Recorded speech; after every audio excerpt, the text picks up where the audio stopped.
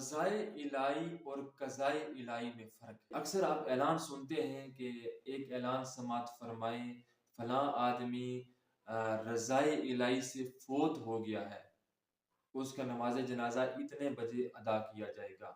لیکن یہ لفظ جو ہے ہم غلط لفظ استعمال کرتے ہیں۔ اکثر اوقات زیادہ تر جو پڑھے لکھے لوگ بھی ہیں وہ بھی یہی لفظ استعمال کرتے ہیں کہ فلاں آدمی جو ہے وہ رضائے الہی سے فوت ہو گیا ہے۔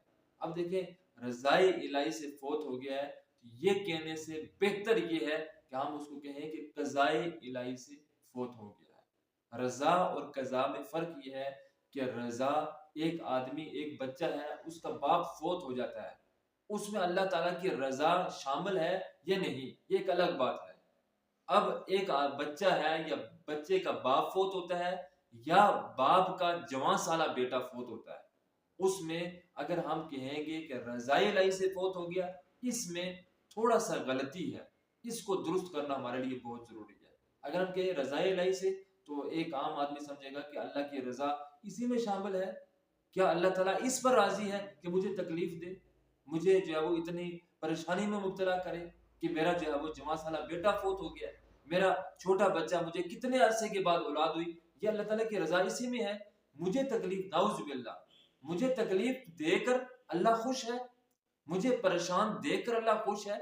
کسی بھی آدمی کے ذہن میں یہ سوال پیدا ہو سکتا ہے کہ اللہ تعالیٰ مجھے دیکھ کر خوش ہے، مجھے دیکھ کر اللہ تعالیٰ جب وہ خوشی منا رہا ہے، میری تکلیف میں اللہ تعالیٰ راضی ہے؟ یہ کسی بھی ذہن میں یہ سوال آ سکتا ہے، اس میں کوئی شک نہیں ہے۔ اب ایک آدمی ہے، اس کا دل ٹوٹ جاتا ہے، وہ مایوس ہو جاتا ہے کہ میری تکلیف میں، میری پریشانی میں، میری مایوسی میں اللہ کی رضا ہے، اللہ تعالیٰ میری مایوسی میں خوش ہوتا ہے، تو اس کی جگہ ہم یہ کہیں کہ فلاں آدمی قضائے الہی سے فوت ہو گیا۔ قضا سے مراد کیا ہے؟ یہ اللہ کے فیصلے ہیں، اس فیصلے کو اللہ بہتر جانتا ہے۔ یہ فیصلہ جو اللہ نے کیا ہے، یہ اللہ کے سوا اور کوئی نہیں جان سکتا۔ اب اس کا فیصلہ تھا، وہ فیصلہ اس نے کر دیا، اب اس میں نہ ہمارا کوئی اختیار ہے اور نہ ہی ہم اللہ تعالیٰ کو مجبور کر سکتے ہیں۔ یہ اللہ کا فیصلہ تھا، ازل سے فیصلہ تھا، وہ اس کی قضا تھی، اس کی وہ قضا تھی، اس کی رضا نہیں تھی، اس کی قضا تھی، اور اس قضا کے مطابق وہ فیصلہ ہونا تھا، اس کو کوئی بھی نہیں روک سکتا۔ اس لیے اس جملے کو میں سمجھتا ہوں کہ ہر آدمی درست کرے۔